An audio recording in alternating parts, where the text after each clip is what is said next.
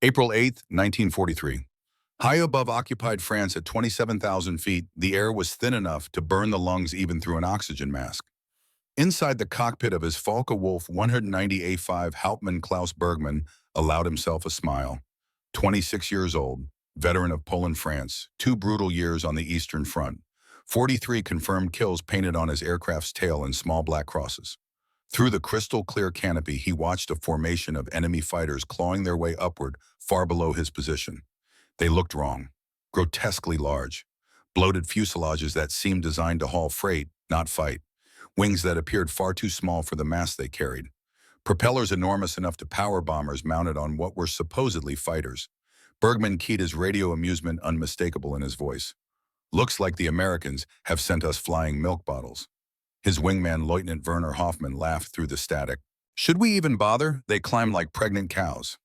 Below them, 16 Republic P-47C, Thunderbolts of the United States 4th Fighter Group, strained skyward in tight formation. Each aircraft was powered by a 2,000-horsepower Pratt and Whitney R2800 Double Wasp, one of the most powerful piston engines ever mounted in a fighter. Yet despite that power, the Thunderbolts climbed sluggishly, burdened by their enormous weight, nearly 7 tons fully loaded. To German pilots accustomed to the sleek profiles of Spitfires and the razor-sharp handling of their own Messerschmitts and Focke-Wulfs, these American machines looked almost comical. What Bergman and every German pilot orbiting overhead could not know was that they were witnessing the arrival of the weapon that would systematically dismantle the Luftwaffe fighter force. Within 18 months, these same machines would be hunted with dread. Their sound alone would induce panic, and their guns would become synonymous with sudden death. But on this April morning, high above occupied France, the Germans were still laughing. The dying had not yet begun. 3 months earlier, 6,000 miles away, Bridgeport, Connecticut, January 12, 1943. Temperature 14 degrees Fahrenheit. Snow falling in thick sheets across the frozen airfield, accumulating on wings and fuselages, turning the concrete apron into a treacherous sheet of ice. Second Lieutenant Robert Sullivan stood on the tarmac staring at the aircraft that would either make him a fighter pilot or kill him trying. 26 years old, 6 feet tall, 170 pounds. Hands calloused from years of rebuilding tractor engines on his family's farm outside Tulsa, Oklahoma. Before the war, Sullivan had kept ancient John Deere tractors running through dust storms that could strip paint from metal. He'd repaired water pumps that should have been scrapped a decade earlier. He'd coaxed life from machinery held together by baling wire and stubbornness. He understood mechanical things in a way that went beyond manuals and specifications. How they worked, how they failed, how stress fractured metal and heat warped tolerances, how to read the language machines spoke through vibration and sound. Nothing in that experience had prepared him for the Republic P-47 Thunderbolt. The aircraft sat on the snow-covered concrete like a monument to industrial excess. Fuselage 13 feet tall at the cockpit, towering over the ground crew servicing it. Propeller 12 feet in diameter, its 4 massive blades resting at different angles. Engine cowling, bulging outward around the radial engine, hidden inside, giving the nose a pregnant, swollen appearance. Sullivan walked slowly around it, his breath forming clouds in the frozen air. His boots crunched on ice and snow. Empty weight, 9,900 pounds. Combat loaded with full fuel and ammunition, 13,500 pounds. Wingspan 40 feet 9 inches. Length 36 feet 1 inch. The numbers were staggering. 65% heavier than the P-40 Warhawk he'd trained on. 50% heavier than a Spitfire. Nearly twice the weight of a Messerschmitt 109. Does this thing actually fly? The question came out before Sullivan could stop it. Major James Drake stood nearby, arms crossed against the cold, watching his newest pilot with an expression somewhere between amusement and resignation.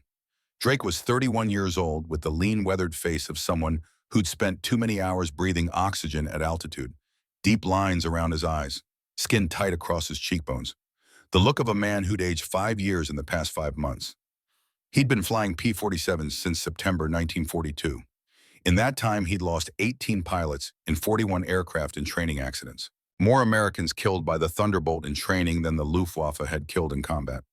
"It flies," Drake said. His voice was flat matter-of-fact. "Once you stop trying to fly it like a normal fighter." Sullivan looked up at the cockpit, positioned high on the fuselage, surrounded by thick armored glass and steel plating that made the canopy look like a greenhouse bolted to a water tower. "Looks like they built a fortress and forgot to add wings." "The wings are there," Drake said. You just can't see them under all the fuel tanks and guns and ammunition. Sullivan climbed the wing using the non-slip walkway. The metal was cold enough to freeze skin even through his gloves. He lowered himself into the cockpit. The interior was surprisingly spacious. The seat was comfortable, well-padded, positioned high enough to provide excellent visibility in all directions. But the instrument panel was overwhelming. Dozens of gauges crowded the panel: airspeed indicator, altimeter, vertical speed indicator, turn and bank indicator, artificial horizon, magnetic compass, clock, manifold pressure, cylinder head temperature, carburetor air temperature, oil pressure, oil temperature, fuel pressure, fuel quantity, hydraulic pressure, turbo supercharger RPM, turbo supercharger regulator, carburetor air filter position, mixture control, propeller pitch control, throttle, cowl flaps, oil cooler shutters, engine primer, fuel selector, battery switch, generator switch, radio controls. And that was just the engine management. Sullivan's eyes moved to the gun sight mounted above the panel, then to the gun charging handles visible on either side of the cockpit. 8 handles, 4 for each wing, 8 Browning M250 caliber machine guns, 4 mounted in each wing staggered to fit within the wing's profile.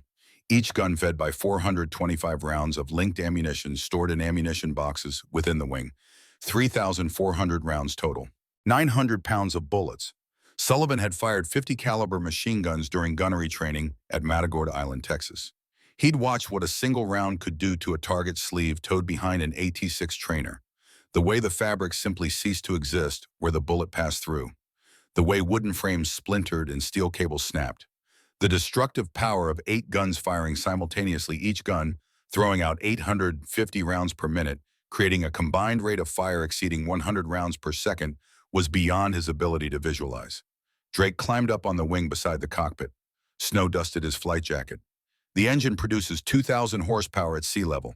That's more power than 2 P-40s combined. At 27,000 feet with the turbo supercharger engaged, it still produces full rated power. No other fighter in the world can do that. Sullivan studied the turbo supercharger controls. Complex. Multiple settings. What's the catch? It weighs 7 tons, Drake said. It doesn't turn like a Spitfire. It doesn't climb like a Messerschmitt at low altitude. And if you try to fight it like a conventional fighter using conventional tactics, you'll be dead in about 90 seconds. Sullivan looked at him. Then how do you fight it? Drake's expression went hard. You don't fight, you execute. Sullivan's first flight in a P-47 Thunderbolt lasted 17 minutes and changed everything he thought he knew about flying. He taxied to the runway following the marshaller's signals, his hands sweating inside his gloves, despite the 14-degree temperature. The aircraft felt enormous, ungainly. The nose sat so high he could barely see over the cowling.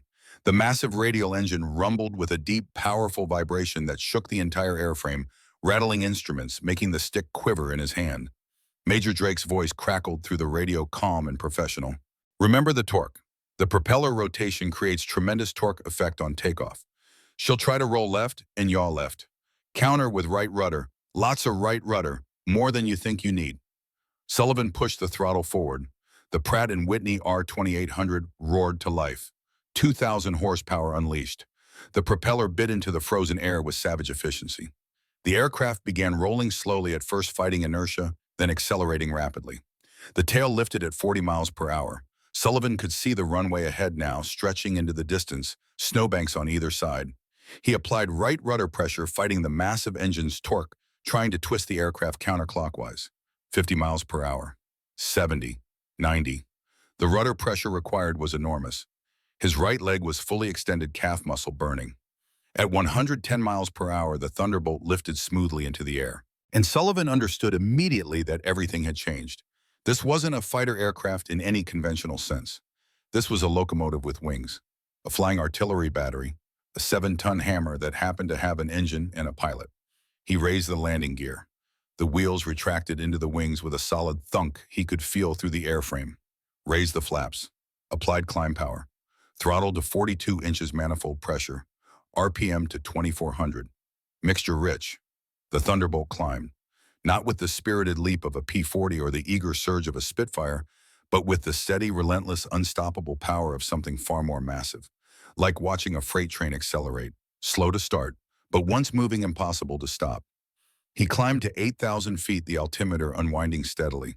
At altitude, he leveled off and began testing the controls. Stick right.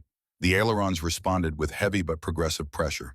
The aircraft rolled smoothly to the right, not with the crisp, instant snap of a lighter fighter, with the deliberate, controlled movement of something that weighed as much as a truck. Stick left, same response. Smooth, controlled, powerful. Stick back. The elevator was surprisingly light progressive. The nose came up easily. Sullivan added power to maintain airspeed as he climbed 500 feet. Stick forward. Nose down. The dive developed quickly. Rudder pedals. The rudder required significant pressure but was effective once deflected. Sullivan leveled off and tried a coordinated turn. The aircraft turned smoothly in a gentle bank. Good visibility. Stable platform. He tightened the turn, adding more bank angle, pulling the stick back to maintain altitude. The aircraft wallowed. The nose dropped despite back pressure. Speed bled off rapidly. The turn rate was painfully slow. Sullivan added power and reduced the bank angle, easing out of the turn to maintain altitude. He tried again harder, this time pulling the stick back aggressively. Same result. The P-47 simply would not turn tightly without losing dangerous amounts of energy. The turn radius was enormous. The roll rate at medium speed was sluggish. Drake's voice in his headset, "Stop trying to turn with it. That's not what it's designed for." Sullivan leveled the wings, frustrated. "Then what is it for?" "Point the nose down. Shallow dive. Don't exceed 350 indicated." Sullivan pushed the nose forward. The response was instant. The Thunderbolt accelerated like it had been shot from a cannon. The airspeed indicator climbed rapidly. 240 miles per hour, 260, 280, 300, 320, 340. The controls grew heavier as speed increased, but they remained responsive, precise. The aircraft felt planted stable like it was riding rails, built to go fast in a straight line. At 350 miles per hour, Sullivan pulled back gently on the stick. The Thunderbolt climbed. Fast. The nose pitched up sharply.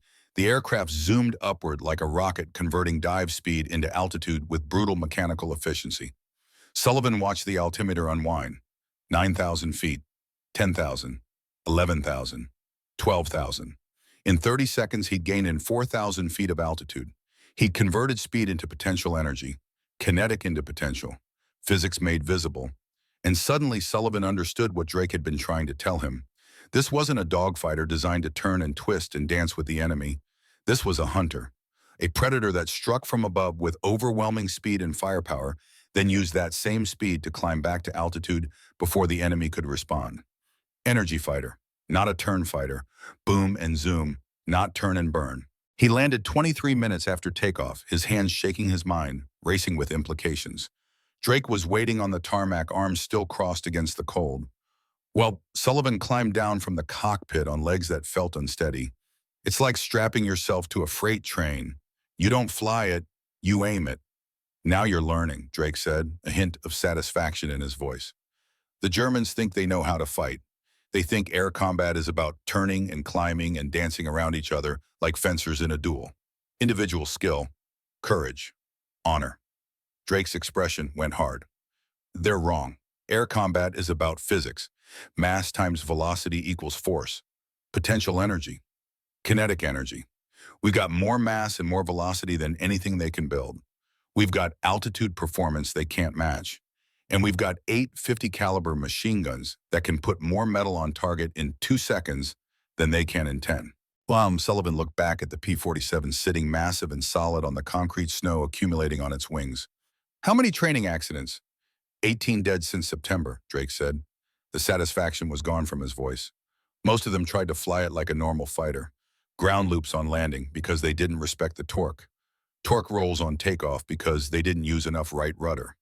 Compressibility dives they couldn't recover from because they dove too fast and the controls locked up. And the ones who survived, Drake's expression went grim. They learned that survival in a Thunderbolt requires abandoning everything they thought they knew about flying.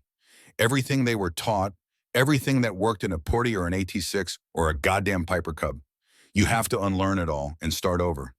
For the next 11 weeks, Sullivan flew every day the weather permitted, and some days when it didn't. He practiced high-altitude climbs, learning to manage the complex turbo supercharger system. The exhaust gases from the engine were routed through a labyrinth of ducting to the rear fuselage, where they drove a turbine connected to a centrifugal supercharger. The compressed air was then ducted forward to the carburetor, allowing the engine to produce full power at the altitudes where normally aspirated engines gasped for oxygen. At 25,000 feet, the temperature outside dropped to minus 42 degrees Fahrenheit. The moisture in Sullivan's breath froze instantly on the inside of his oxygen mask. His hands, even inside electrically heated gloves, went numb. His feet lost feeling despite heated flight boots. But the engine still produced 2,000 horsepower, and the aircraft still climbed. He practiced gunnery over Long Island Sound, firing at towed targets dragged behind AT-6 trainers. The 850 caliber guns produced a combined rate of fire exceeding 100 rounds per second. When all 8 guns were harmonized to converge at 300 yards, they created a cone of fire so dense that fabric targets simply disintegrated. Wooden frames splintered.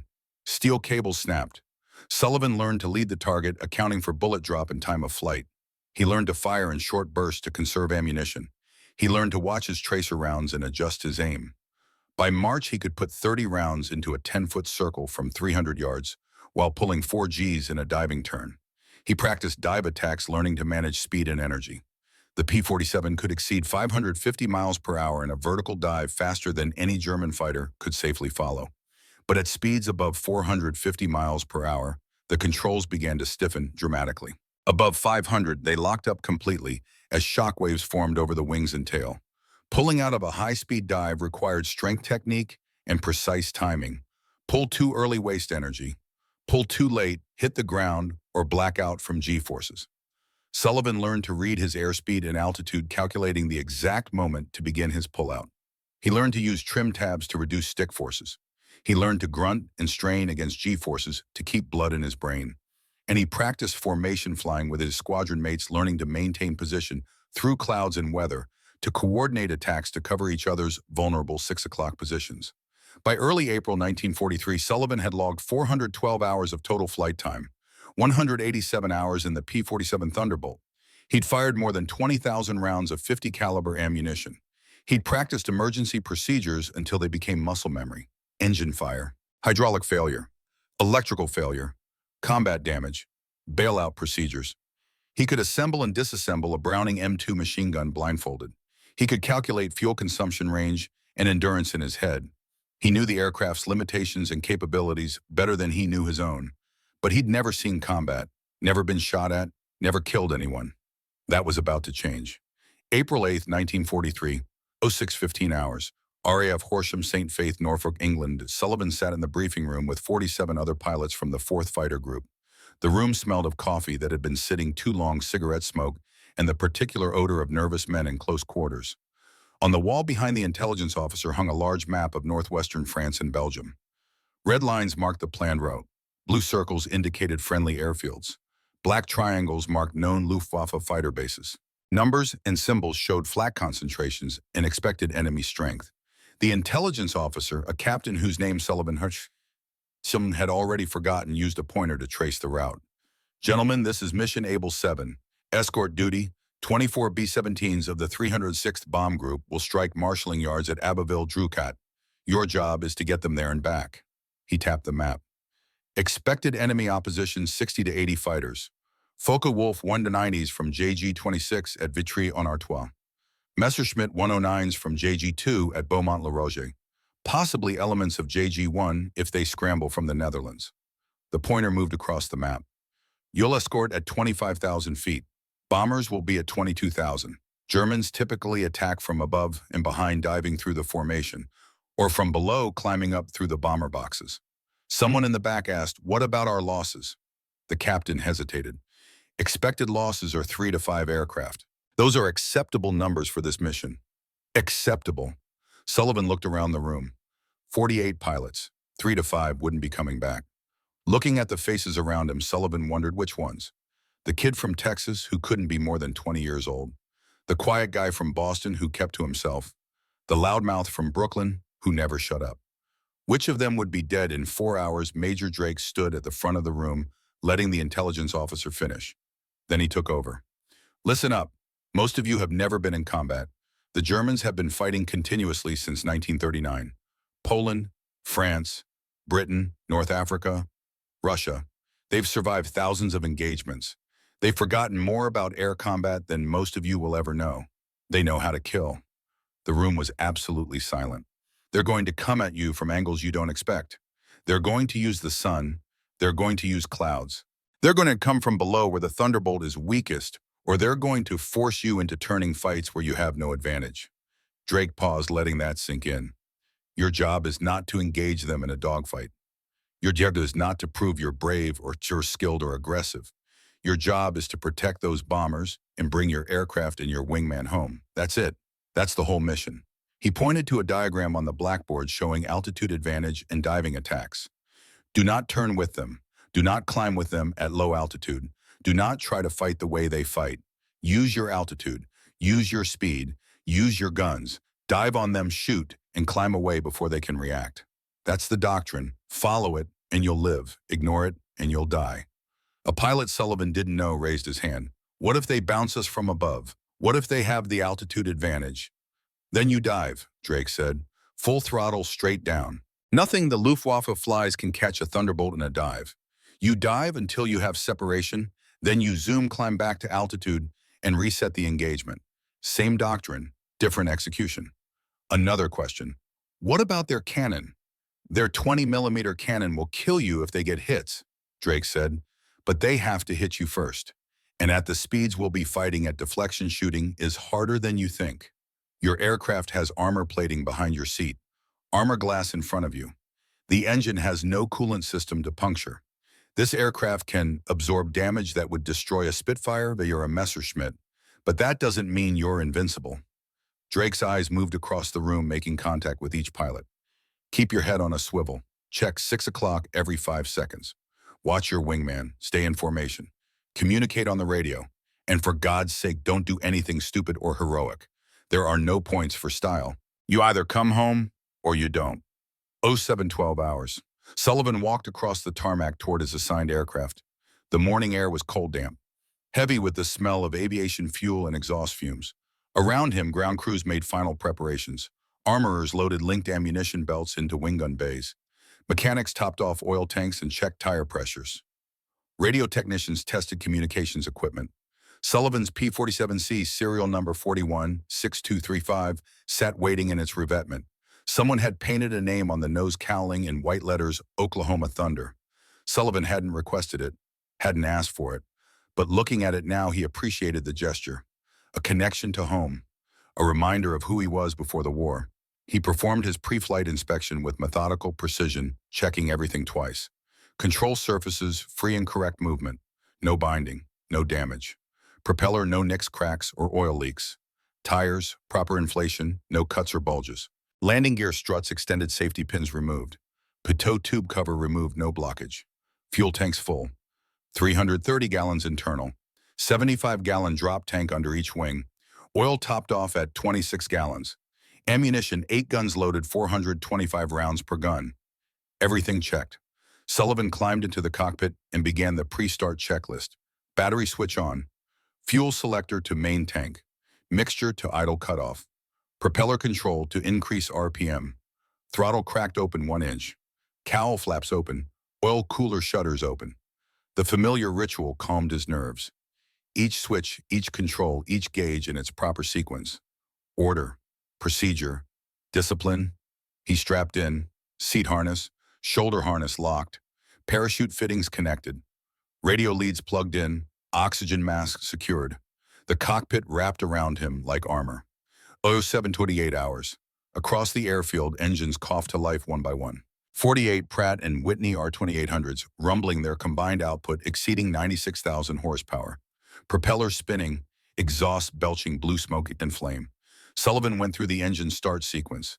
Magnetos on, fuel booster pump on, mixture rich, prime the engine. 3 shots, 4, 5 for the cold morning. Engage starter. The electric motor whined. The propeller began to turn, slowly, then faster. The engine coughed, sputtered, caught, one cylinder firing, then another, then all 18 in rapid succession. The R2800 roared to life. Sullivan ran through the after-start checks. Oil pressure coming up, 70 pounds, good. Cylinder head temperature rising. Generators online, radios checked. Drake's voice over the radio calm and professional. Fourth fighter group, this is Anvil leader. Start your takeoff roll in sequence. Maintain formation discipline. Good hunting. Sullivan released the brakes and added power. The Thunderbolt rolled forward, picking up speed. At 115 miles per hour, he rotated smoothly. The aircraft lifted into the cold morning air. Gear up, flaps up, climb power, 42 inches manifold pressure, 2,400 RPM. Around him, the formation took shape. 4 flights of 12 aircraft each. 48 Thunderbolts climbing into the overcast sky, punching through clouds at 8,000 feet, emerging into brilliant sunshine above. Sullivan checked his instruments. Fuel 480 gallons total with drop tanks. Ammunition 3,400 rounds. Oxygen flowing normally at 25,000 feet. Engine all readings normal. Mission time to target approximately 90 minutes. They climbed to 25,000 feet and set course for France, crossing the English Channel in tight formation. Below, the dark waters stretched to the horizon. Whitecaps visible even from 5 miles up. Ships leaving white wakes. At 25,000 feet, the temperature outside was minus 40 degrees Fahrenheit. Sullivan's breath frosted the inside of his oxygen mask. His hands, even inside heated gloves, were beginning to lose feeling. The French coast appeared ahead as a thin gray line that gradually resolved into beaches, fields, forests, towns. Occupied territory. Enemy territory. The bomber formation appeared ahead and below at 0847 hours. 24 B-17 flying fortresses in 4 tight combat boxes of 6 aircraft each. Gun positions bristling with 50 caliber machine guns. Contrails streaming behind them, marking their position for every German radar station within 200 miles. Sullivan's squadron took up position 3,000 feet above and 1,000 yards behind the bombers, weaving gently in a lazy S pattern to maintain position without overtaking the slower aircraft. For 30 minutes, nothing happened. The formation flew deeper into France. The bomber stream left a white highway across the sky. Sullivan scanned continuously. Up, down, left, right, behind, up again, down again. His neck muscles ached from constant movement.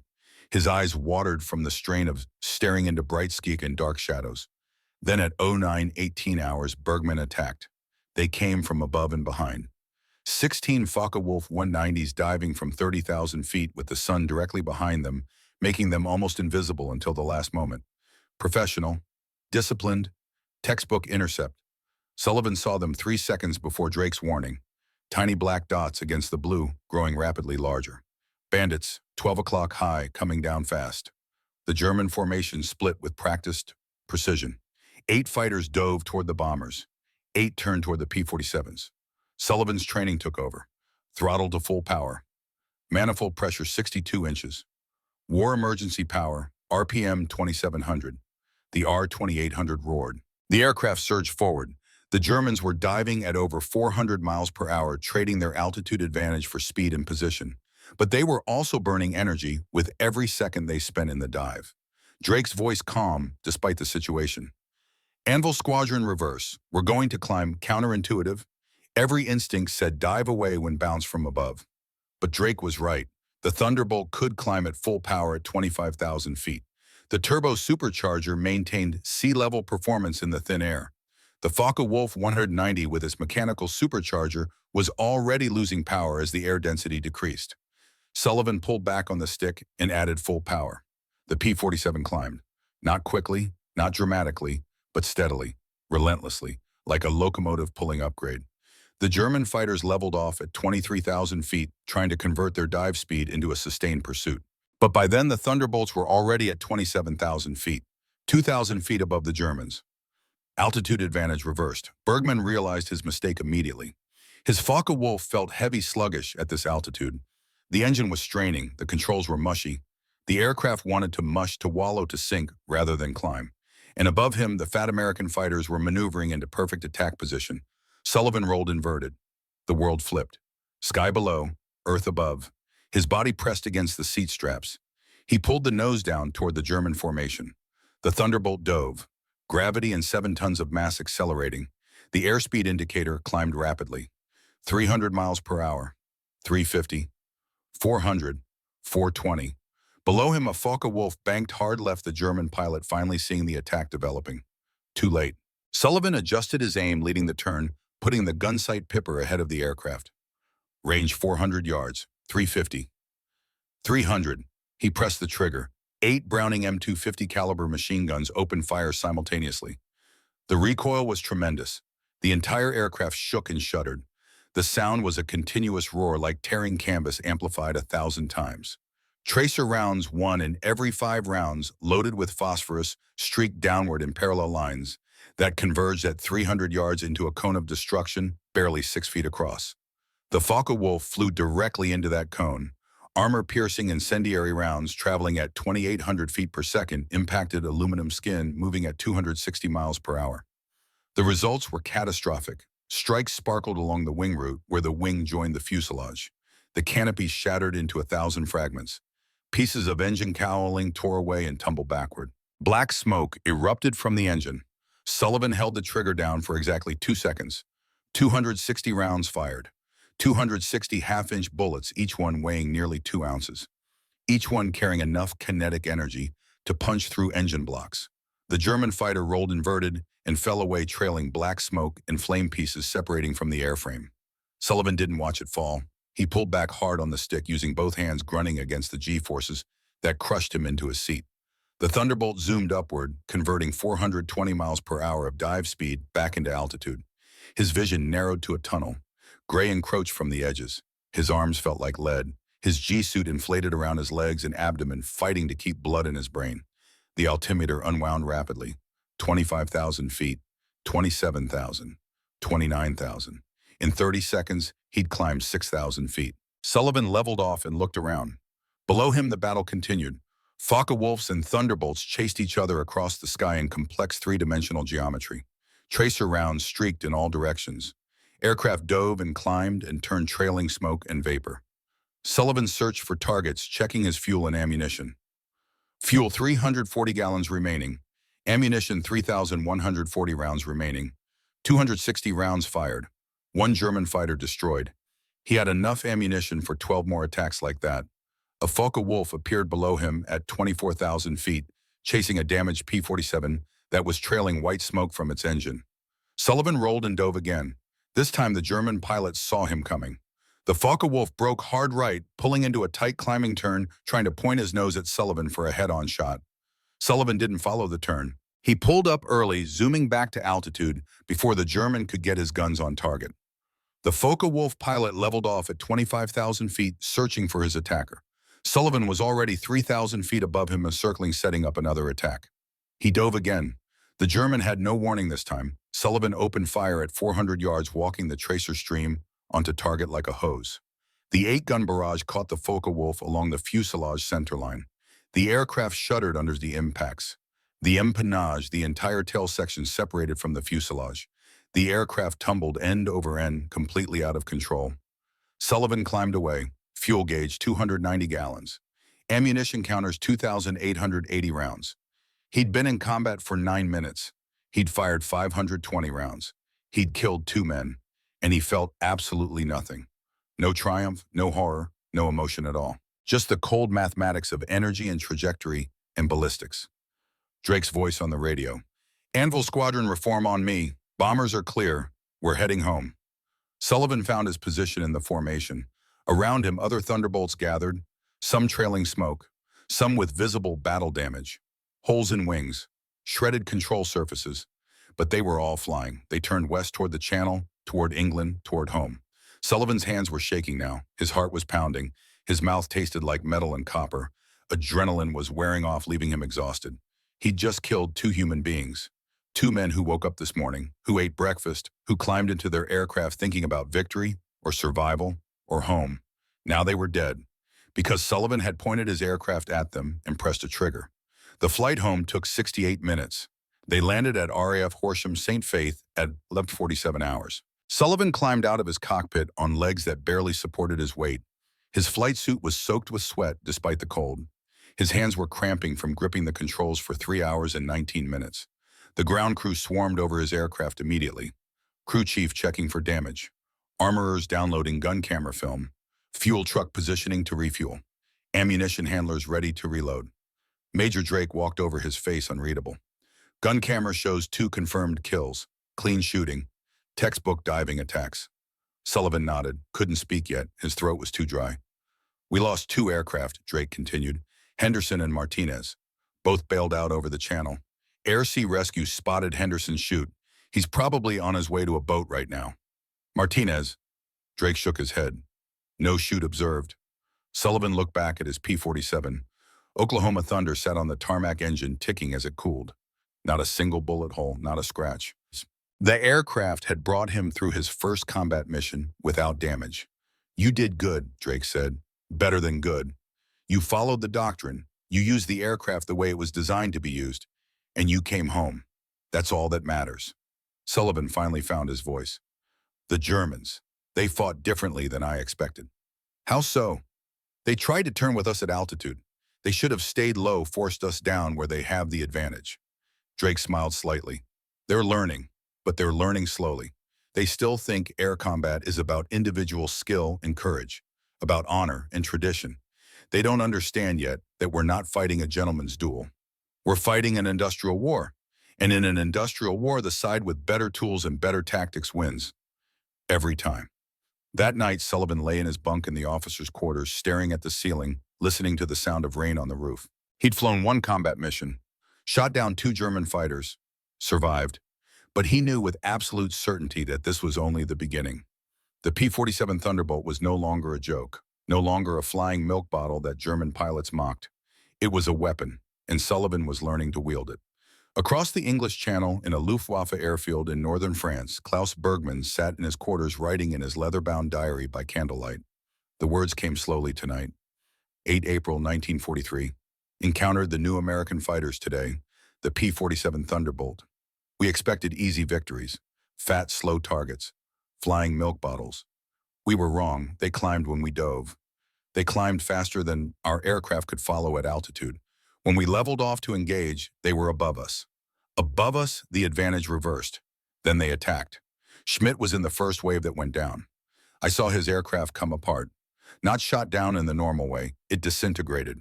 The wings tore free. The fuselage broke in half. He didn't have time to bail out.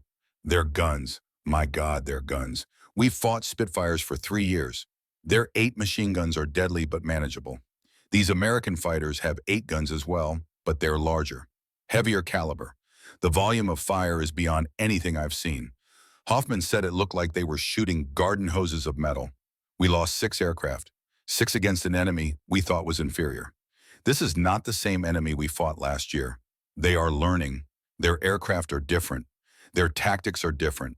And that terrifies me more than anything I've faced over Russia or England or North Africa. Because if they can do this now on their first mission, what will they do in 6 months, a year? We have experience. We have skill. We have tradition. But they have numbers. They have industry. They have resources. We can't match.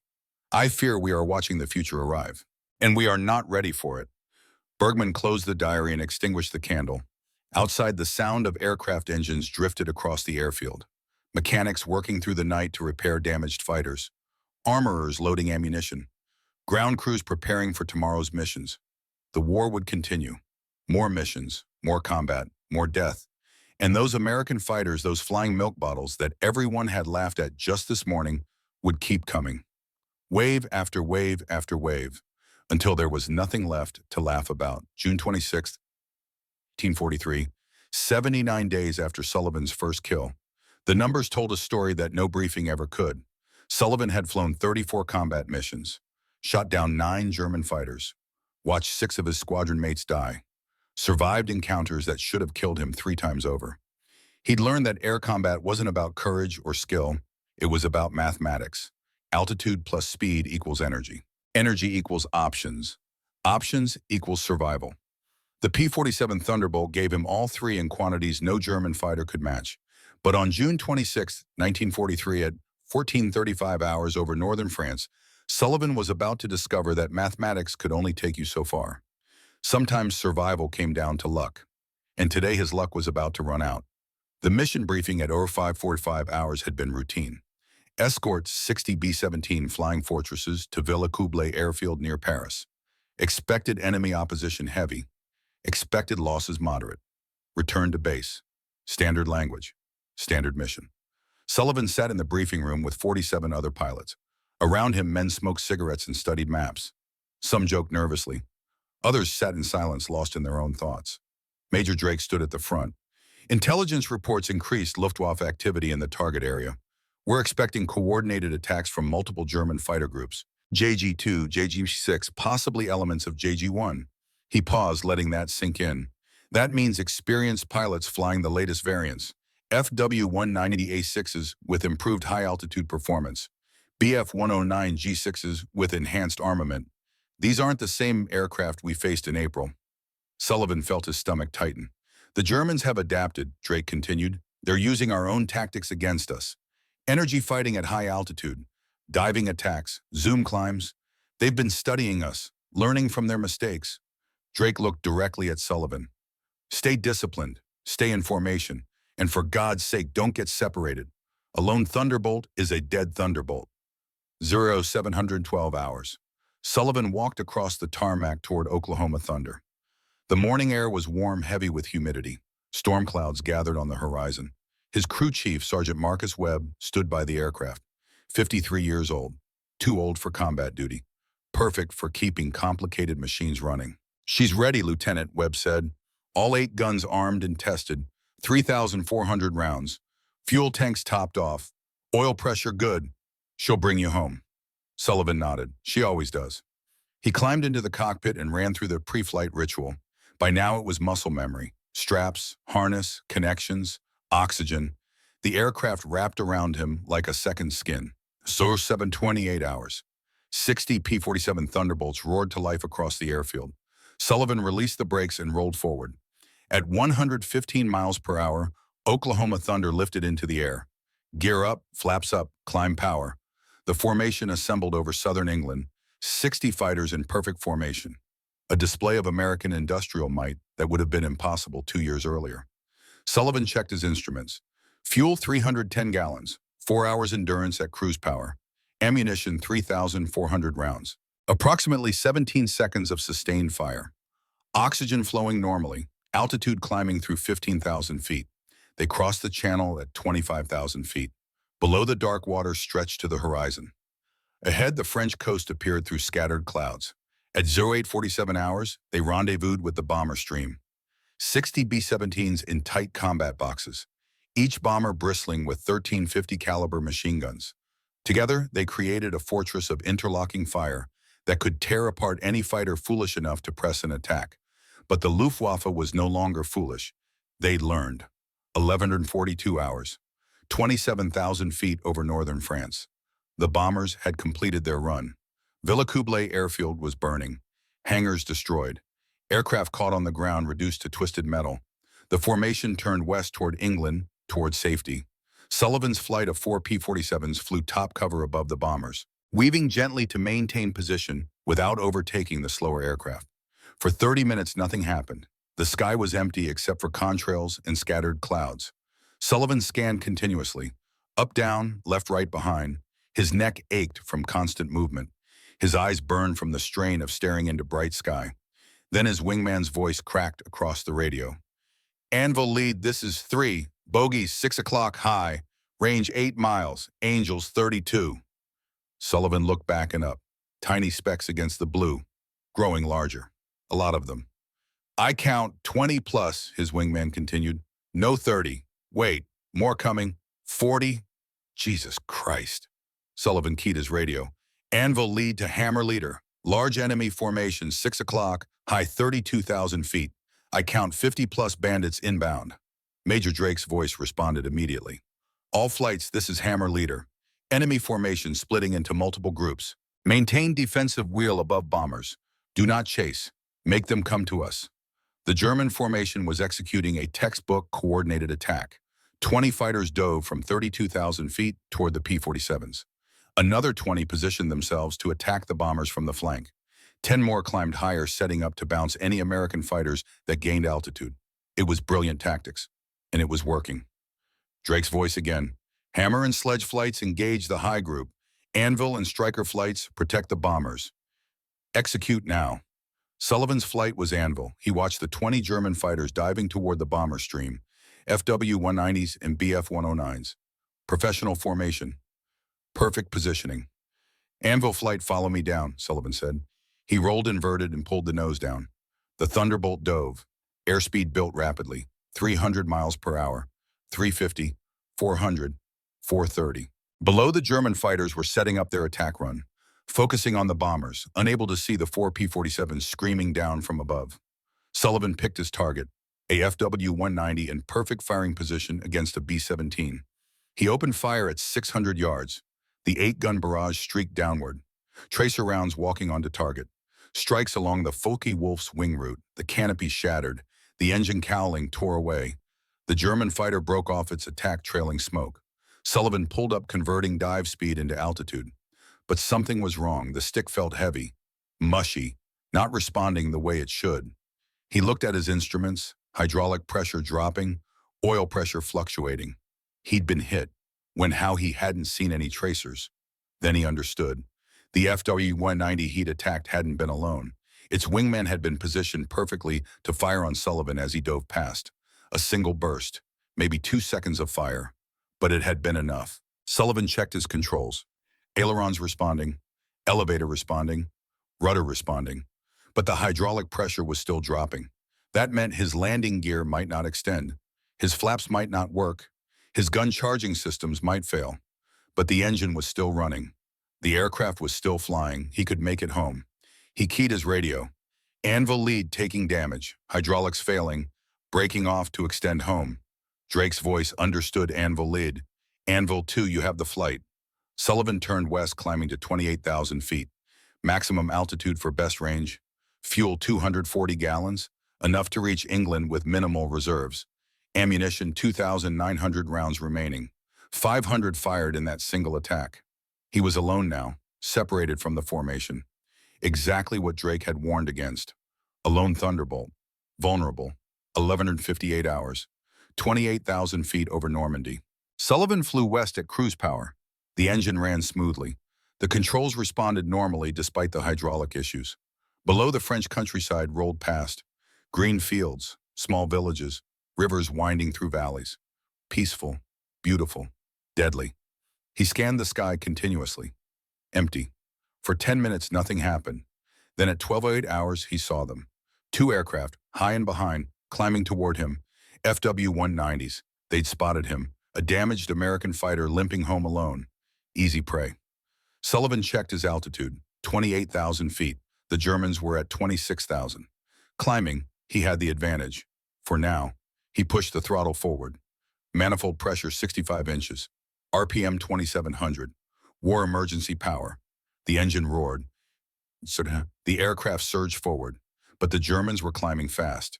Professional pilots who knew exactly what they were doing. Sullivan did the math. At his current speed and the Germans' climb rate, they'd intercept him in approximately 8 minutes. 8 minutes to the Channel coast. It was going to be close. The FW-190s continued climbing. 27,000 feet. 27,500. They were getting closer. Sullivan watched them in his mirrors. 2 aircraft, perfectly positioned, executing a classic stern chase. At 12:14 hours, they were at 28,000 feet. Level with him, 3 miles behind, closing. Sullivan's hand moved to the throttle. He was already at war emergency power. There was nothing more the engine could give. The Germans were faster at this altitude. They were going to catch him. He had 2 options. Option 1, dive away. Use the P-47's superior dive speed to escape. But that would mean giving up altitude, surrendering the energy advantage. And with damaged hydraulics, pulling out of a high-speed dive might tear the aircraft apart. Option 2, turn and fight. But that was suicide. 2 against 1. Both German pilots fresh. Sullivan low on ammunition and flying a damaged aircraft. There was no good choice. So Sullivan made the only choice he could. He kept flying straight and level, maintaining speed, conserving energy. And he waited. 12-17 hours. The FW-190s were 2 miles behind now, closing steadily. Sullivan could see them clearly. Camouflage paint. German crosses on the wings. The distinctive radial engine cowling. 1 mile behind. Sullivan's hands were steady on the controls. His breathing was calm. His mind was racing through calculations. Ammunition 2,900 rounds remaining. Fuel 210 gallons. Distance to Channel coast 43 miles. Time to intercept approximately 90 seconds. The Germans opened fire at 800 yards. Too far for accuracy, but the message was clear. "We're coming for you." Sullivan watched the tracers arc past his aircraft, beautiful and deadly. Orange streaks against the blue sky. 600 yards.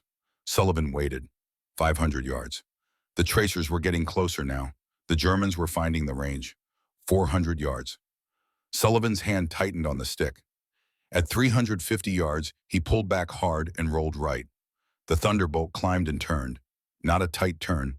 Turn. The aircraft couldn't do that, but a climbing spiral that converted speed into altitude. The Germans followed, but they made a mistake. They tried to turn inside Sullivan's turn, tried to cut him off, and in doing so they bled energy. Sullivan watched them in his mirrors. Both FW-190s had their noses high, clawing for altitude, speed dropping. He rolled level at 29,000 feet. The Germans were at 28,500. Below him now, still climbing but slower. Sullivan rolled inverted and dove, not straight down, a shallow dive, 15 degrees. Building speed without entering an uncontrollable descent. Airspeed climbed, 350 miles per hour, 380, 400. The lead FW-190 flashed into his gun sight. Sullivan pressed the trigger. 850 caliber machine guns opened fire. The recoil shook the aircraft. Tracer rounds streaked downward in a solid stream. The Focke-Wulf flew directly into the cone of fire. Strikes along the fuselage, the wing root, the engine. The German fighter staggered. Smoke erupted from the cowling. Sullivan held the trigger for 3 seconds. 390 rounds fired. The FW-190 rolled inverted and fell away, trailing fire. Sullivan pulled up, converting dive speed back into altitude. But the second German was already positioning for a shot. Sullivan saw the tracers coming, orange streaks converging on his aircraft aft. He jinked left, hard rudder, skidding the aircraft sideways. Most of the rounds missed. Most. Sullivan heard the impacts. Sharp metallic bangs. The aircraft shuddered. More damage. He checked his instruments. Hydraulic pressure 0, oil pressure dropping, coolant temperature rising. Wait, the P-47 didn't have a coolant system. The radial engine was air-cooled. Then Sullivan realized what he was seeing. Oil temperature, not coolant. The German rounds had hit the oil cooler. The engine was going to overheat, and when it did, it would seize. He had maybe 10 minutes, 15 if he was lucky. The Channel coast was 28 miles away. Sullivan did the math. At 250 miles per hour, 28 miles would take approximately 6 minutes 40 seconds. He might make it, if the engine held together, if the second German didn't get another shot, if his luck didn't run out. 1,222 hours. Sullivan flew straight and level, maximum speed. The engine temperature gauge climbed steadily. Behind him, the second FW-190 positioned for another attack. The German pilot was good, patient, waiting for the perfect shot. Sullivan couldn't turn, couldn't climb, couldn't fight. All he could do was fly and hope. The oil temperature gauge passed the red line. The engine began making sounds it shouldn't make. A rough vibration, a grinding noise deep in the cylinders. 10 miles to the coast. The FW-190 was 500 yards behind now, settling into firing position. Sullivan watched in his mirror. The German pilot was lining up his shot, taking his time, making sure. This was it. Sullivan was about to die. He thought about Oklahoma, his family's farm, the smell of wheat fields in summer, the sound of tractors running. He thought about the 63 men in his squadron who'd been alive when he arrived in England. 31 of them were dead now. He was about to become number 32. The FW-190's guns flashed. Sullivan closed his eyes. And then he heard it. Not the sound of bullets hitting his aircraft. The sound of bullets hitting something else. Sullivan opened his eyes and looked up. A P-47 Thunderbolt flashed past overhead.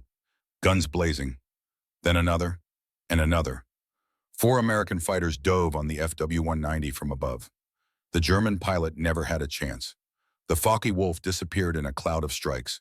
Wings torn away, fuselage shredded, pilot killed instantly.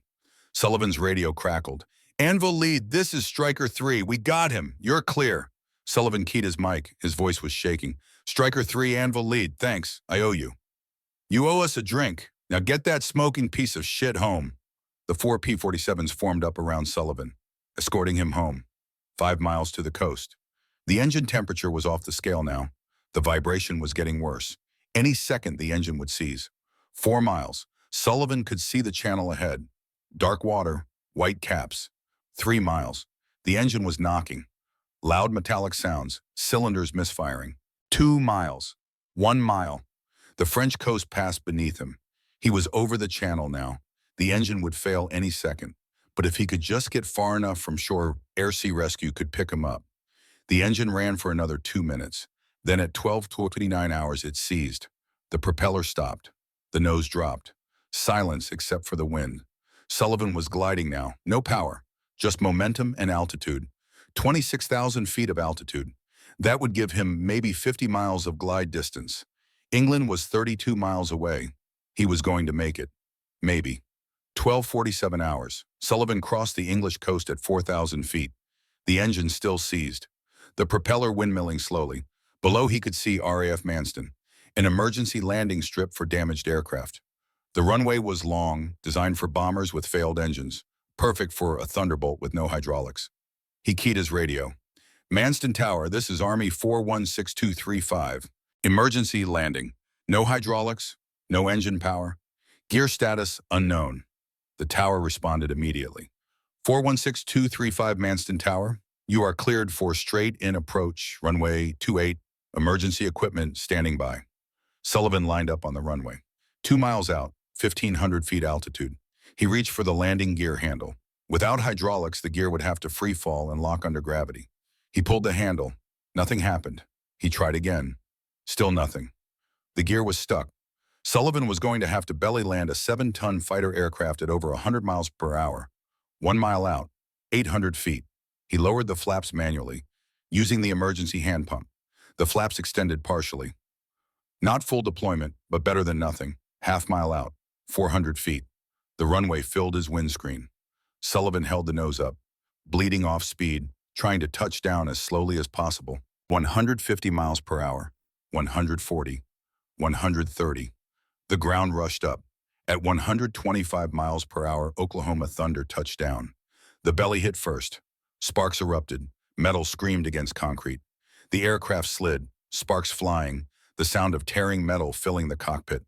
Sullivan held the stick back, keeping the tail down, trying to slow the aircraft without flipping it. 500 feet of slide, 600, 700. At 800 feet, Oklahoma Thunder finally stopped. Sullivan sat in the cockpit, hands shaking, heart pounding. He was alive. Emergency crews surrounded the aircraft. Fire trucks, ambulances, men shouting. Sullivan unstrapped and climbed out. His legs barely supported him. He walked around the aircraft looking at the damage. 247 bullet holes. 3 cylinders of the engine blown apart. The oil cooler completely destroyed. The hydraulic lines severed in 4 places. The belly scraped down to bare metal. The propeller blades bent and twisted. Oklahoma Thunder would never fly again. But she'd brought him home. July 2nd, 1943, 6 days later. Sullivan stood in Major Drake's office at RAF Horsham St. Faith. Drake sat behind his desk reading a report. Army Air Force's Statistical Control says you're the luckiest pilot in the 8th Air Force, Drake said. 247 bullet hits, engine failure over the channel, successful belly landing, 0 injuries. Sullivan said nothing. They're wrong, of course, Drake continued. This wasn't luck. This was good flying. You maintained altitude. You conserved energy. You made the right decisions. He set the report down. And you killed 1 more German fighter. That's 10 total. 3 more and you're an ace. Sullivan looked at Drake. I got separated. You said a lone Thunderbolt is a dead Thunderbolt. You got separated because you were doing your job, protecting the bombers. The hydraulic hit wasn't your fault. The aircraft failure wasn't your fault. Drake stood up. What happened after that was textbook energy management. You used altitude to control the engagement. You baited the Germans into making mistakes. You survived long enough for help to arrive. He walked to the window. The war's changing, Sullivan. The Germans are getting better. Newer aircraft, better tactics, more experienced pilots. The easy victories are over. Drake turned back. I'm promoting you to captain, and I'm giving you your own flight. 4 aircraft, you pick the pilots. Sullivan's eyes widened.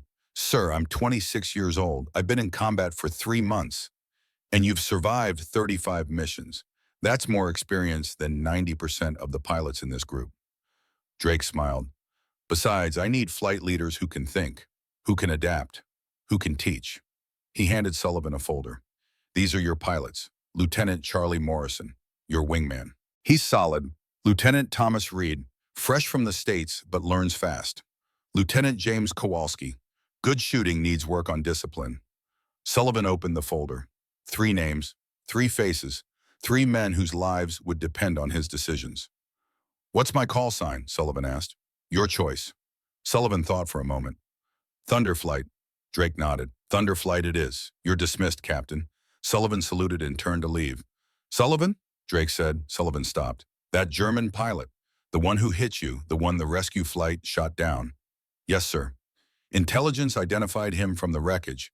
Oberleutnant Franz Weber. 41 confirmed kills, one of J-26's best.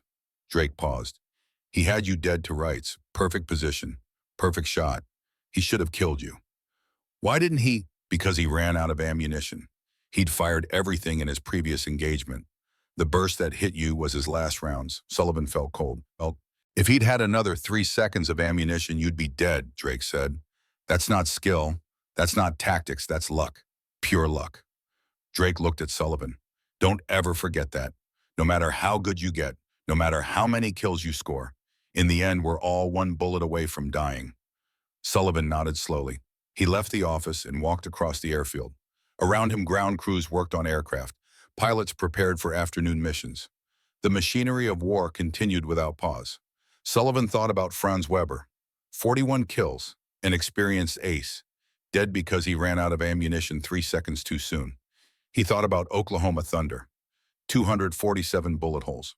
A faithful aircraft reduced to scrap metal. He thought about the 31 dead pilots from his squadron. And he understood, air combat wasn't about courage or skill or individual heroism. It was about mathematics. And sometimes mathematics required luck. But luck ran out.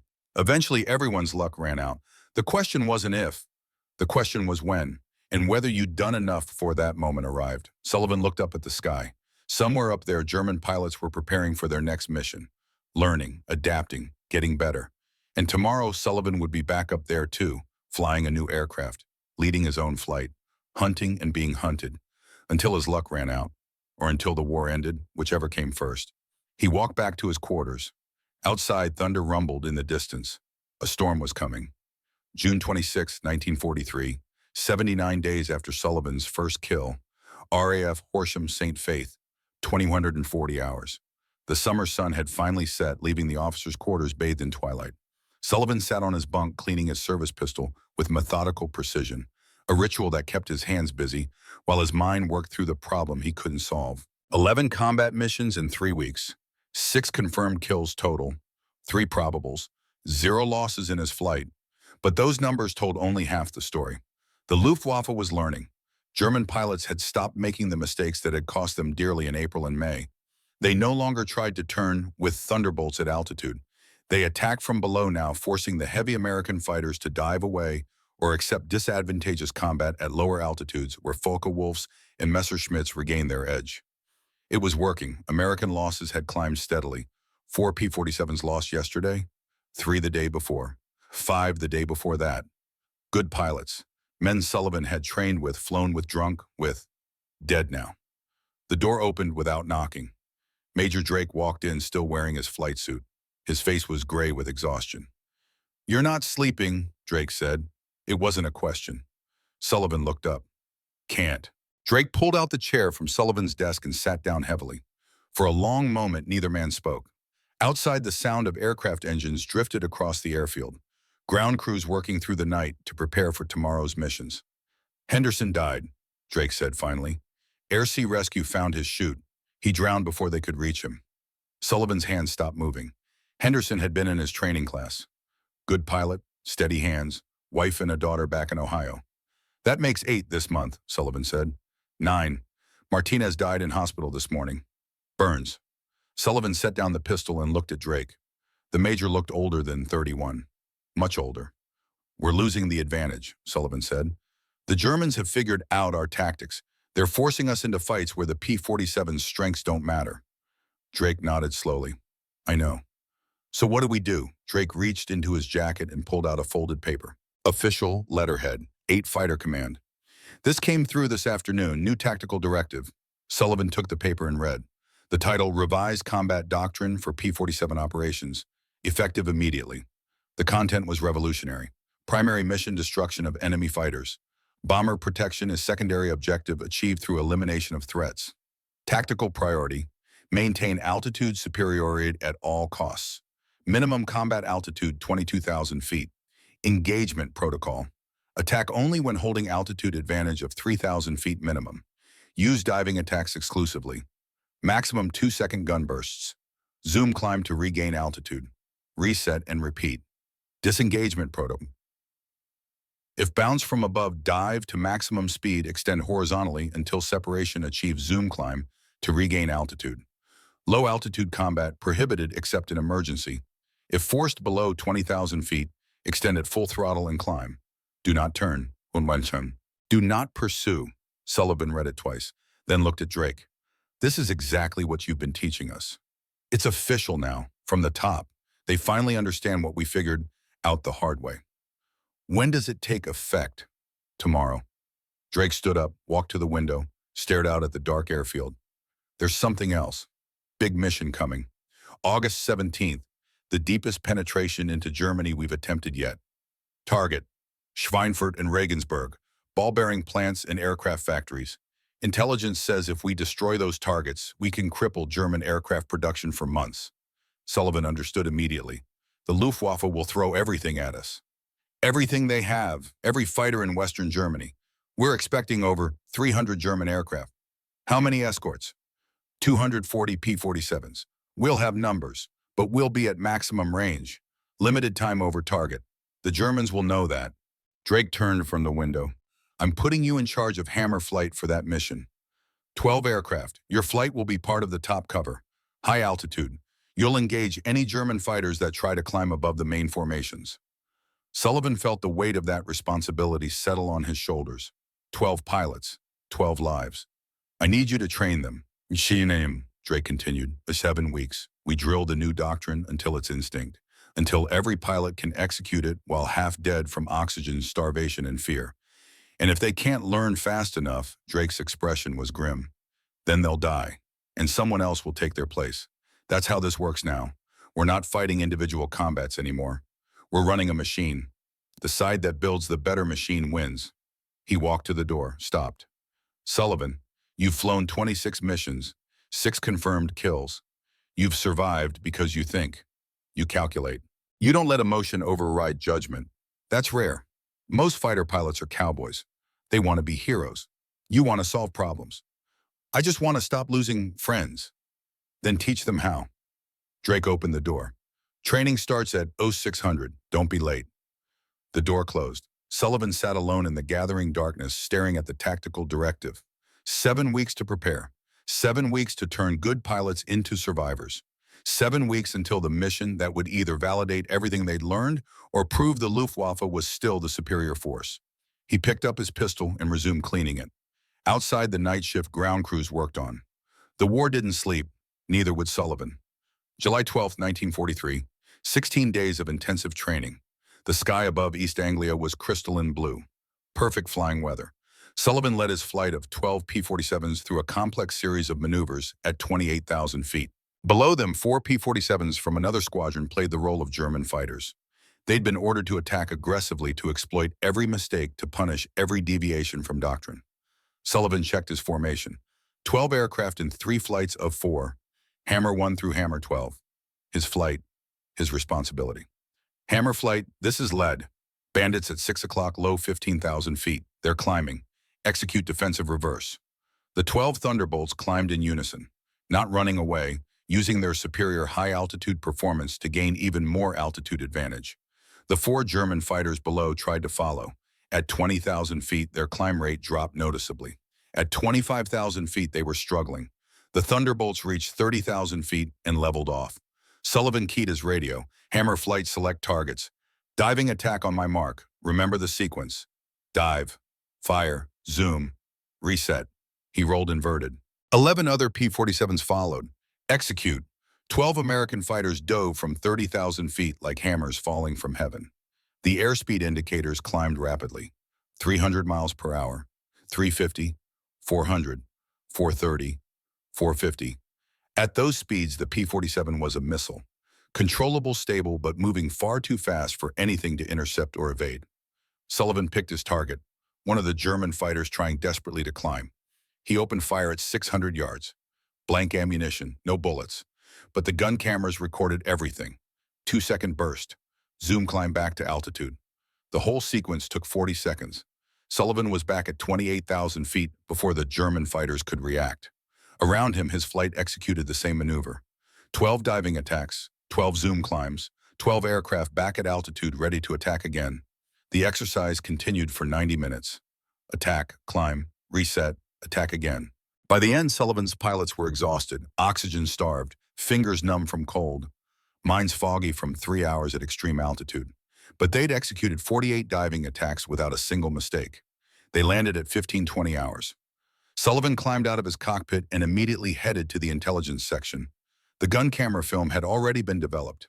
He reviewed it with Major Drake. 48 attacks recorded. 42 would have resulted in kills or severe damage. 6 missed due to deflection errors or insufficient lead. 87% success rate. Drake nodded slowly. That's good. That's very good.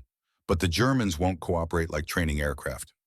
I know, Sullivan said, but the principle is sound. If we maintain discipline, if we don't chase, if we stick to the doctrine, we win. And if one of your pilots breaks formation, decides to be a hero. Sullivan had thought about that. Then I leave him. The mission is more important than one pilot. Drake studied him. You really believe that? I have to. If I start making exceptions, the whole system breaks down. Discipline or death. Those are the options. Brutal calculus. It's the only calculus that works. Drake turned back to the gun camera footage. The Germans are going to bring their best pilots to Schweinfurt. Aces with hundreds of kills. Men who've been fighting since Spain, since Poland. They'll try to bait you into individual combat. We won't take the bait. They'll attack your wingmen, try to separate you. We'll maintain mutual support. If someone is bounced, the whole flight responds. Drake looked at him. You sound very confident. I'm not confident. I'm committed. There's a difference. August 16, 1943, the night before Schweinfurt. The briefing room was packed. 240 pilots from 3 fighter groups. The largest escort mission ever attempted. Sullivan sat in the 3rd row surrounded by his flight. 12 pilots whose names he'd memorized along with their hometowns, their families, their habits, their strengths and weaknesses. 2nd Lieutenant Robert Chen, 24, San Francisco, excellent shot, tendency to chase targets. 2nd Lieutenant Michael O'Brien, 23, Boston, steady hands, sometimes too cautious. 2nd Lieutenant James Kowalski, 22, Detroit, aggressive, needed constant reminding about discipline. 9 others, 12 men total, 12 lives depending on his decisions tomorrow. The intelligence officer stood at the front beside a large map of Germany.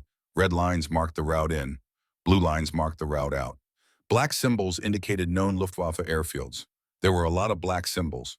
Gentlemen, tomorrow we're going to Schweinfurt and Regensburg, ball-bearing plants and Messerschmitt factories. If we destroy these targets, we set German aircraft production back 6 months or more. He paused. Let that sink in. Expected enemy opposition 250 to 300 fighters. Me-109s, FW-190s, Me-110 destroyers, possibly some of the new high-altitude variants. Every veteran unit in Western Germany will be waiting for us. The room was silent, 240 pilots calculating their odds of survival.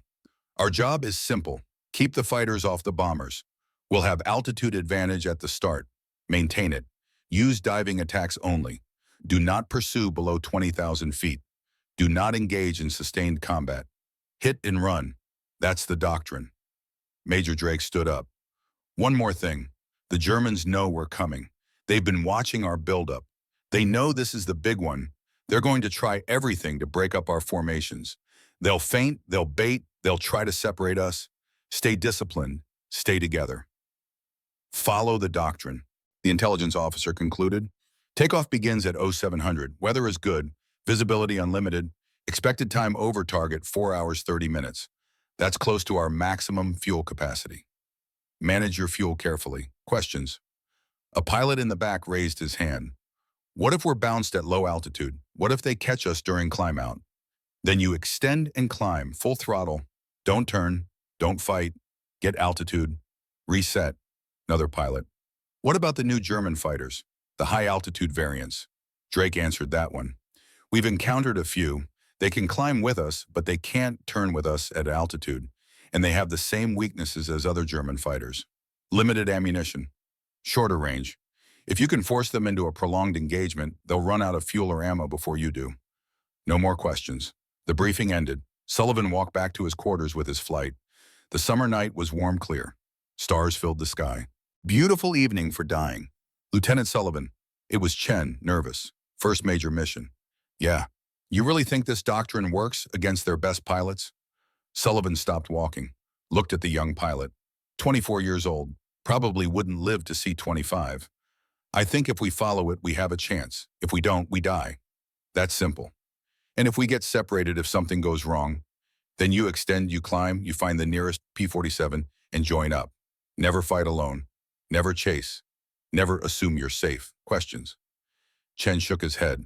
Sullivan looked at the rest of his flight. 12 faces. Some eager, some scared. Most a mixture of both. Get some sleep. Tomorrow's going to be the longest day of your lives. Dismissed. They dispersed. Sullivan walked to his quarters alone. Inside, he laid out his equipment for the morning. Flight suit, boots, gloves, Mae West life preserver, parachute harness, service pistol. On his desk, a letter half-written to his parents in Oklahoma. He'd been working on it for 3 days. Couldn't find the right words to explain what he was doing, why it mattered, why he might not come home. He left it unfinished. Tomorrow would provide the ending, one way or another. August 17th, 1943, 06:45 hours. Sullivan walked across the tarmac toward Oklahoma Thunder. The morning air was cool fresh. Ground crews swarmed over 240 Thunderbolts making final preparations. The noise was overwhelming, engines being run up, armorers loading ammunition, fuel trucks topping off tanks. Sullivan performed his pre-flight inspection. Everything was perfect. The ground crew chief, Sergeant Miller, had seen to that. She's ready, Lieutenant. Full fuel, full ammo, oil's good, tires are good, engine purrs like a kitten. Sullivan climbed into the cockpit. The familiar ritual. Straps, harness, connections, mask. The P-47 wrapped around him like armor. 06:58 hours. Drake's voice over the radio. All flights, this is Anvil Leader. Start engines. 240 Pratt & Whitney R-2800s roared to life. The sound was like thunder rolling across the airfield. Sullivan ran through his checklist. Everything green, everything ready. 0710 hours. Fourth fighter group begin takeoff sequence. Maintain formation discipline. Good hunting. Sullivan released the brakes. Oklahoma Thunder rolled forward. At 120 miles per hour, she lifted smoothly into the air. Gear up, flaps up, climb power. Around him, 47 other Thunderbolts from the 4th Fighter Group climbed into the morning sky. They formed up at 20,000 feet. 4 squadrons, 48 aircraft. A formation so large it took minutes to assemble properly. Ahead, the bomber stream was already forming. 146 B-17 Flying Fortresses. The largest daylight raid ever attempted. Sullivan checked his instruments. Fuel 305 gallons. Ammunition 3,400 rounds. Oxygen flowing normally. Time to target 2 hours 40 minutes. Time in his life when everything would change approximately 3 hours. They crossed the English Channel at 25,000 feet. Below, the dark water gave way to the coast of occupied Europe. Ahead, Germany waited. And somewhere above Germany, the Luftwaffe was climbing, preparing, waiting. The battle that would determine whether the Thunderbolt doctrine was genius or suicide was about to begin. Sullivan keyed his radio. Hammer Flight, this is lead. Maintain formation. Check fuel and ammo. Report status. 11 voices responded in sequence. All green. All ready. Sullivan settled back in his seat and scanned the sky. Somewhere up there, among the thin clouds at 30,000 feet, German fighters were maneuvering into position. Some of them were veterans, with hundreds of kills. Men who'd fought in Spain, Poland, France, Russia, North Africa. Men who knew every trick, every tactic, every way to kill. But they'd never fought a formation of P-47s flown according to the new doctrine. They'd never experienced what 12 Thunderbolts could do when operated not as individual fighters, but as a single coordinated weapon system. They were about to learn, and Sullivan was about to find out if everything he'd calculated, everything he'd trained for, everything he believed about physics and mathematics and industrial warfare was true. The bomber stream flew deeper into Germany. The contrails stretched behind them like white ribbons marking their path. and ahead barely visible against the blue sky, Sullivan saw them. Black specks at extreme altitude, growing larger, coming closer. The Luftwaffe had arrived, 0947 hours, 50 miles from Schweinfurt. Bandits 12 o'clock high estimated 50-plus aircraft at Angels 32. Sullivan's heart rate didn't change. His breathing stayed steady. This was what they'd trained for. He keyed his radio. Hammer flight, maintain altitude, climbing to Angels 35. Follow me up. 12 P-47s nosed upward, climbing toward 35,000 feet. At that altitude, the air was so thin that breathing through the oxygen mask felt like suffocating. The temperature outside was minus 50 degrees Fahrenheit. Ice formed on the canopy edges, but the R-2800 double wasp still produced full power. The German formation was at 32,000 feet, a mixture of Me-109s and FW-190s. Sullivan counted 60 aircraft, far more than intelligence had predicted for this sector, and they were climbing. The German fighters rose to meet the P-47s, but at 30,000 feet their climb rate dropped noticeably. At 32,000 they were struggling. Sullivan's flight reached 35,000 feet and leveled off, 3,000 feet above the Germans. Perfect. Hammer flight, select targets. We're going in. Remember the sequence. 2-second bursts, zoom climb, reset. Sullivan rolled inverted. The earth appeared above him, the sky below. Disorienting, but he'd practiced this 100 times. He pulled the nose down. 11 P-47s followed. The Thunderbolts dove. Airspeed built rapidly, 300 miles per hour. 350, 400, 420, 440, 460. At those speeds, the aircraft was difficult to control. Every movement required strength. But Sullivan had trained for this. His muscles knew what to do. Below him, the German formation broke. Some scattered, some tried to climb, some turned to engage. All the wrong moves. Sullivan picked his target, an Me-109 trying to climb. The German pilot was good. He was climbing at maximum sustainable rate, trying to gain altitude advantage. But he was fighting physics. The Me-109's mechanical supercharger couldn't compete with the P-47's turbo supercharger at this altitude. The German fighter was already at its performance ceiling. The Thunderbolt was just getting started. Sullivan opened fire at 700 yards. 8 50 caliber machine guns hammered. The recoil shook the entire aircraft. Tracer rounds streaked downward in a solid stream. The Me-109 flew directly into the cone of fire. Strikes sparkled along the fuselage. The canopy shattered. The engine cowling tore away. Smoke erupted from the exhaust stacks. 2-second burst. 320 rounds fired. Sullivan released the trigger and pulled back hard on the stick. G-forces crushed him into his seat. His vision tunneled. Blood drained from his head. His arms felt like lead weights. The Thunderbolt converted 460 miles per hour of dive speed into altitude. 4,000 feet gained in 30 seconds. Sullivan leveled off at 36,000 feet. Below him, the Me-109 was falling away, trailing black smoke. The pilot bailed out. First kill of the day. Sullivan's fuel gauge, 280 gallons. Ammunition, 3,080 rounds remaining. Around him, his flight executed the same maneuver. 12 diving attacks, 12 zoom climbs, 7 more German fighters destroyed or damaged. The remaining German aircraft scattered, diving away toward lower altitudes. Drake's voice on the radio, all flights, excellent execution. Bomber stream is secure, maintain altitude and position. Sullivan took up station at 34,000 feet, circling above the bomber formation. His hands were steady, his breathing was calm.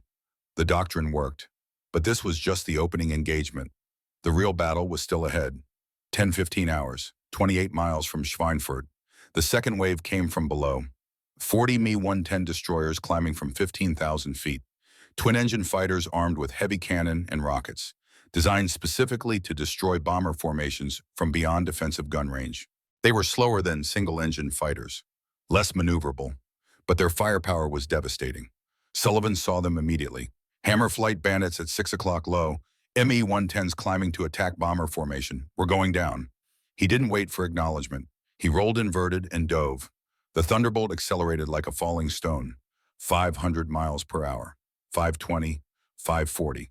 At those speeds, the controls were incredibly heavy. Every movement required maximum strength, but the aircraft remained stable, controllable. The Me-110s never saw them coming. Sullivan opened fire at 800 yards, long range. But with 8 guns, the cone of fire was wide enough. The first Me-110 exploded, direct hit on the fuel tank between the engines. The aircraft came apart in midair. Wings separated from fuselage. Crew compartments shredded. Sullivan didn't slow down. He dove through the German formation, guns blazing. 2-second burst, zoom climb. Back to altitude. Behind him, his flight tore through the Me-110s like wolves through sheep. The twin-engine fighters were too slow to evade, too cumbersome to maneuver, too focused on their attack run to see the threat from above. In 90 seconds, Hammer Flight destroyed 14 Me-110 destroyers. The remaining aircraft scattered, diving away in panic. Sullivan zoomed back to 32,000 feet and checked his instruments. Fuel 240 gallons. Ammunition 2,400 rounds remaining. Time over target approaching rapidly. The bomber formation continued towards Schweinfurt, untouched by the German attack. But Sullivan knew this wasn't over. The Luftwaffe was just getting started. 10:38 hours. Schweinfurt. Target area. The third wave was different. A single aircraft, high and fast, climbing from the south at a rate no normal fighter could match. Sullivan saw it first. Single Bandit, 3 o'clock, high climbing through Angels 38. Climb rate excessive. Unknown type. He watched it approach. The silhouette was wrong. Not an Me-109, not an WW190. Then he understood. WW190 airframe, but modified, larger propeller, extended wings, probably a high-altitude variant with a more powerful supercharger, and the pilot knew what he was doing. The German fighter reached 40,000 feet and leveled off, 2,000 feet above Sullivan's flight. Sullivan checked his instruments. Fuel was getting low, 220 gallons, enough for maybe 40 more minutes of combat before he had to turn for home. But this pilot was different. This was someone who understood energy tactics, someone who knew the Thunderbolt's strengths and how to counter them. The German dove. Fast, professional, perfect attack angle. Hammer flight break, right. 12 P-47s scattered. The German fighter flashed through their formation guns, firing. Tracer rounds streaked past Sullivan's canopy, missing by inches. Then the German was climbing again, using the same zoom climb tactics the Americans had developed. Sullivan tried to follow, but the modified WW190 was already out of range, climbing back to 40,000 feet. This pilot was good, very good. Sullivan keyed his radio. Hammer flight reform. That's a specialized high-altitude variant. He's going to attack again. Be ready. The German dove a second time. Sullivan was ready. He met the attack head-on, both aircraft diving toward each other at combined closing speed exceeding 800 miles per hour. Sullivan opened fire at 1,000 yards. The German fired half a second later. Both streams of tracer fire converged in the space between them. Both missed. Both aircraft flashed past each other, separated by less than 30 feet. Sullivan caught a glimpse of the German pilot, young face, focused eyes, no fear. Both pulled into zoom climbs. Both ended up at 38,000 feet, circling each other. This was different from anything Sullivan had experienced. This wasn't a German pilot making mistakes. This was an expert using exactly the same tactics. Sullivan checked his fuel, 200 gallons. Getting dangerously low, he checked the bomber stream, already over Schweinfurt. Bombs falling, mission accomplished. Time to go home. Sullivan keyed his radio. Hammer flight disengage. Bombers are clear. Form up on me. We're heading west. He turned toward England. The German fighter didn't follow. It circled once more at 40,000 feet, then turned east. Sullivan watched it disappear. Somewhere in that cockpit was a pilot who understood, who'd learned, who'd adapted. That pilot had survived. Next time he might not be alone. Next time there might be dozens of modified high-altitude fighters using the same tactics. The Luftwaffe was evolving. The easy victories were over. 1,142 hours. 50 miles inside France. Sullivan's flight crossed back into Allied territory at 28,000 feet. Behind them, smoke rose from Schweinfurt. The mission had been a success. Intelligence would later confirm that ball bearing production had been reduced by 60%, but the cost had been high. Sullivan counted P-47s. His flight was intact, all 12 aircraft, but other formations had taken losses. He could see smoking Thunderbolts limping home, could see empty spaces in formations where aircraft should have been. Drake's voice crackled over the radio. All flight status report. The responses came in. Anvil Squadron 2 aircraft lost. Hammer Squadron, all present. Sledge Squadron 3 aircraft lost. Stryker Squadron 1 aircraft damaged landing at forward base. Total 6 P-47s lost out of 240, a 2.5% loss rate. But they destroyed over 40 German fighters confirmed, another 20 probables. The mathematics favored the Americans. But mathematics didn't account for the men who wouldn't come home, the empty bunks, the letters to families. Sullivan checked his fuel, 160 gallons, enough to make it home with minimal reserves. His ammunition, 1,800 rounds remaining. He'd fired 1,600 rounds, 53 seconds of total trigger time, 2 confirmed kills, 1 probable. Around him, his flight maintained perfect formation. 12 aircraft, 12 pilots who'd followed the doctrine exactly, who'd maintained discipline, who'd survived. They crossed the English Channel at 12:20 hours, landed at RAF Horsham St. Faith at 12:47 hours. Sullivan climbed out of his cockpit on legs that barely functioned. 5 hours in the air, 3 hours at extreme altitude. His body was exhausted. His mind was numb, but he was alive. His entire flight was alive. Major Drake was waiting on the tarmac. "Good flying today, Sullivan. Your flight performed perfectly. 0 losses, multiple kills. Textbook execution." Sullivan nodded, couldn't speak yet. "Debrief in 30 minutes. Get some food, get some water. Then we need to talk about what you saw up there." Sullivan walked to the mess hall. His flight followed. 12 pilots, 12 survivors. They ate in silence. Food tasted like cardboard. Water tasted like metal. But their bodies needed fuel. 30 minutes later, they gathered in the debriefing room.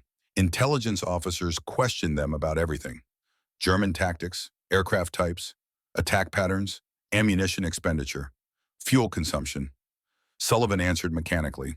His mind was already analyzing the battle, identifying patterns, calculating probabilities. The doctrine had worked. The mathematics had been proven correct. But the Germans had adapted. That high-altitude variant, that pilot who understood energy tactics. The war was evolving, and the Thunderbolt would need to evolve with it. August 17, 1943, 22:30 hours. Sullivan sat in Major Drake's office. The day had been endless. The debrief had taken 3 hours, then maintenance checks, then a second debriefing with higher headquarters. Now finally a moment to think. Drake poured 2 glasses of whiskey, handed one to Sullivan. "You did good today. Better than good. Your flight executed perfectly. 0 losses. That's almost unheard of on a mission like this." Sullivan took the glass but didn't drink. "We got lucky. That high-altitude FW-190. If there had been more of them, we would have been in trouble. But there weren't more of them, and your tactics kept you alive. That's what matters. For now, but the Germans are learning. They're developing high-altitude variants, training their pilots in energy tactics. Next time, they'll be better prepared." Drake leaned back in his chair. "So will we. The P-47D is coming. Improved engine, better climb rate, longer range with external tanks. We'll stay ahead of them." Sullivan finally took a sip of the whiskey. It burned going down. "You really believe that we can stay ahead?" "I believe that we have something they don't. Industrial capacity, training programs that graduate thousands of pilots while they struggle to replace hundreds. An economy that can build complex, expensive fighters faster than they can build simple ones." Drake stood up and walked to the window. Outside, the airfield was dark except for a few lights marking the perimeter. "The Germans are better pilots. Individual for individual, they have more experience, more skill, more kills. But we're not fighting a tournament. We're fighting a war. And in war, the side with better resources and better systems wins." He turned back to Sullivan. "Today proved that. We lost 6 aircraft out of 240, less than 3%. The Germans lost 40 confirmed, 20 probable. That's a 10-to-1 kill ratio. Unsustainable for them, acceptable for us. What about the men we lost? They're dead, that's the cost. But if we'd fought using their tactics, using individual combat, we would have lost 20 or 30 aircraft. So those 6 men saved 14 or 24 others. The mathematics are brutal, but they're clear."